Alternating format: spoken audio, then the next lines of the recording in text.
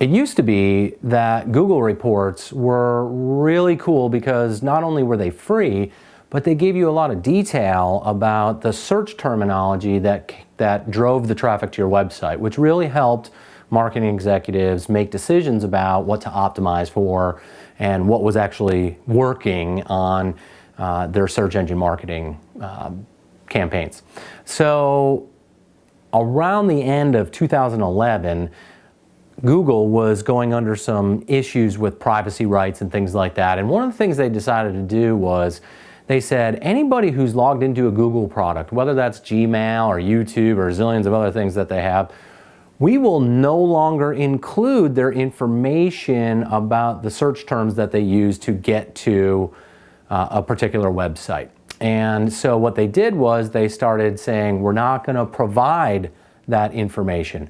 And hence the word not provided started showing up on people's reports. And between 2011 and 2013 was an absolute explosion of Gmail and YouTube, and suddenly everybody's using these products and logging into them and always kind of logged into them. So not provided went from just a little reference here and there to the #1 search term. Our clients at the time were, especially in 2013, they were coming to us going, what's this not provided? How do we understand what's going on with these terms and things like that? And it took a lot of research to figure out how technically they were doing and if there was anything that could happen for the clients that would kind of make up for the lost information that they had. And it became a constant conversation piece.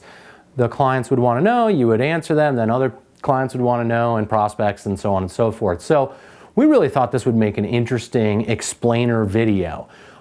Around mid-2013, we were just beginning our experimentation with animation. And that animation, we really needed to have a first story as a proof of concept. So we said, well, let's go ahead and create a story around this whole idea of not provided. And that way we can send it out to our clients and get them to understand a little bit better, even though we may have explained it to them from time to time. And that was our focus. So we created the character Mark E. Ting. And Mark E. Ting, of course, is the marketing guy at any company out there. And he goes through the process of trying to figure out what this not provided is.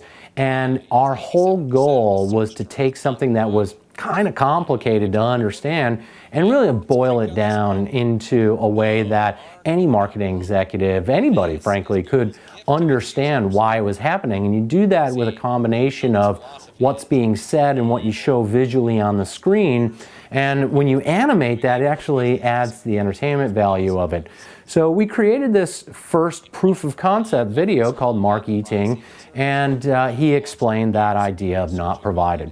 Well, we put it up on YouTube and we shot it off to our clients, but before we knew it, it had something like 800 views on it, and some likes and comments and things like that. And so we thought, wow, this is definitely a proof to that not only can you explain complicated concepts in animation, but that a lot of people will use that information and understand it more easily. So animation is a really cool way, we think, to explain difficult concepts. And we've since done a lot of different work explaining, technical concepts. Sometimes they have to do with the medical, biomedical fields and things like that.